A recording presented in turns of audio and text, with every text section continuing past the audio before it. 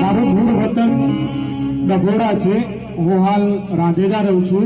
ક્યાં બાત હે. અને ડભોડાની પાવન ધરતી પર આવું રૂડું કાર્ય થતું હોય અને મારી વાણી પવિત્ર કરવાનો મોકો જ્યારે સુંદરધામ પરિવાર આપે અને મને જ્યારે ગાવાનું મન થાય. નગરી હો ડભોડાસી,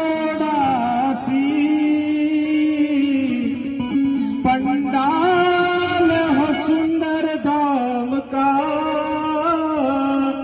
और चरण हो श्री गुरु के जहाँ मेरा ठिकाना हो, और चरण हो श्री गुरु के जहाँ मेरा